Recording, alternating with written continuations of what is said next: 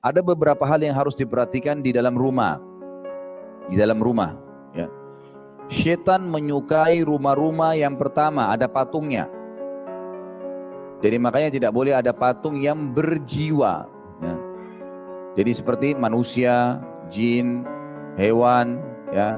Kemudian malaikat biasanya itu digambarkan kayak malaikat itu patung laki-laki bersayap misalnya. Nah itu tidak boleh. Tidak. Tapi kalau tumbuh-tumbuhan, tanaman pohon yang cuma imitasi itu nggak apa-apa, gitu kan. Gambar lukisan mobil, nggak ada orangnya, rumah, langit, nggak ada masalah. Umumnya pemandangan itu nggak ada masalah. Tapi jauhi ini. Umumnya orang pada saat diruqyah Bapak Ibu sekalian dan kesurupan, kalau ditanya syaitannya kamu sembunyi di mana, selalu yang ditunjuk sama dia itu patung di depan. Dan sering kali juga ditunjuk, mohon maaf ini ya, foto-foto yang di rumah. Makanya foto itu kalau darurat harus ada di rumah, ditaruh di album, jangan dipajang di tembok. Ada buku nanti Bapak Ibu coba bisa beli, terbitan Gema Insani Press, judulnya Rumah-Rumah Tidak Dimasuki Oleh Malaikat. Jadi subhanallah pengalaman teman-teman yang biasa ngeruqyah, kalau masih banyak foto yang ditempel itu ruqyahnya bisa lebih lama. Tapi pada saat diturunkan, saya pernah meruqyah sepupu saya sendiri, saya suruh turunkan dulu semua foto di situ. Kemudian saya ruqyah, reaksi spontan pada saat itu. Subhanallah, langsung spontan. Padahal dia sebelumnya diruqyah oleh banyak orang, tidak ada reaksinya. Dan dia anggap tidak mungkin. Begitu saya bacain ayat kursi, Al-Falaq, An-Nas saja, ayat-ayat dasar, itu tiba-tiba dia muntah. Bereaksi sihirnya, terutama setelah diturunkan semua gambar-gambar itu. Jadi ini rumah yang disuka oleh syaitan. Ada patung atau ada gambar yang dipajang, makanya jauhi ini. Usahakan kalau foto pun darurat ditaruh di album, disimpan, kalau perlu dilihat, tapi bukan dipajang. Termasuk juga boneka-boneka, mainan anak-anak, gitu kan?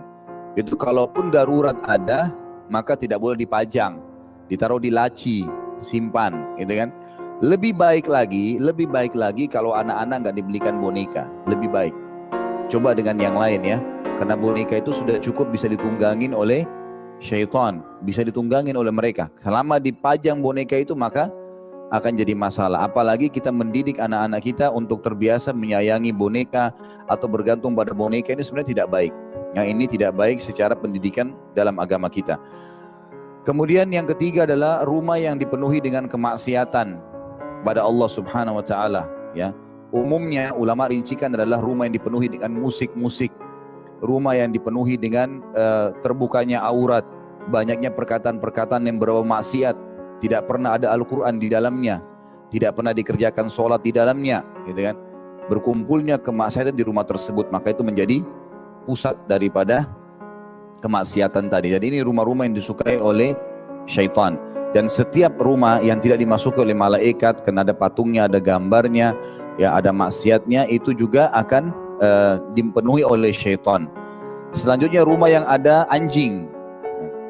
Anjing ini tidak boleh masuk ke dalam rumah. Anjing dibolehkan dalam Islam digunakan untuk berburu atau menjaga peternakan. Tapi kalau untuk dimasukkan ke dalam rumah jadi peliharaan tidak boleh. Dan ini sudah cukup membuat malaikat tidak masuk ke dalam rumah. Nabi Muhammad SAW pernah pulang kemudian ke rumahnya, kemudian di depan rumah beliau ada anjing yang duduk.